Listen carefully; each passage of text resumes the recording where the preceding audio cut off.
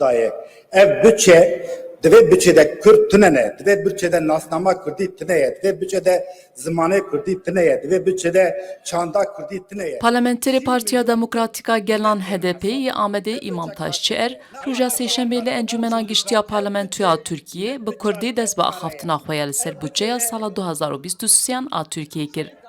Lecegiri Serüke Parlamentoya Reyne da Taşçıer. Ben size bir süre müsaade edin. Kalan sürenizi lütfen resmi dilimiz olan Türkçe'ye devam edin ki anlayabileyim. Hatta mesela Kürt çareser ne be? Demokrasi ne Türk?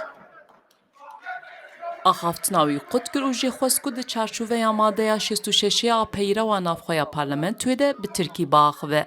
Sayın milletvekilleri, sayın milletvekilleri. Parlamenterên birêz zimanê her kesekî yê dayîkê heye, zimanê min jî yê dayîkê heye. Ji ser kursî dema ez jî bi zimanê dayîka xwe biaxivim tu parlamenterek li vir ji min fam nake. Zimanê dayîkê yê cuda yê gelek hevalan hene. Ji bo em hemû fam bikin, ez daxwazê ji we dikim ku bi zimanê me yê fermî yê Tirkî biaxivin. Pêkan e peyvek du peyvand bibêjî. Lê nabe hemû axaftina xwe bi Kurdî bikî. Ev helwesta cêgirê Serokê Parlamentoya Türkiye li beramberî Kurdî di nav parlamenterên HDP'de bu sedema karvedanan. Sayın Başkan, aynı iş tüzüğe bakıyoruz. Birê serok em li heman peyrewa navxwe dinêrin. Madeya 66 ya peyrewa navxwe nabêje bi Kurdî nayê axaftin. Derbarê Kurdî de tu serrastkirinek nîne.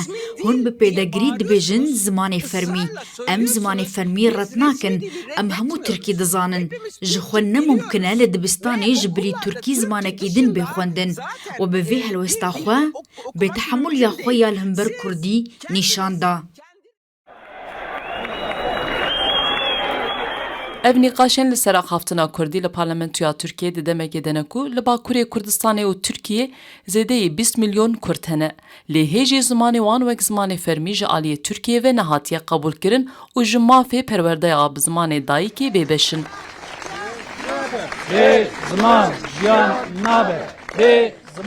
Herwiha axaftinên ku bi Kurdî li parlamentoya wî welatî tên kirin jî piraniya caran wek zimanê nayê zanîn an jî bi sembolekê derbasî girtenameyên fermî yê parlamentoyê dibe.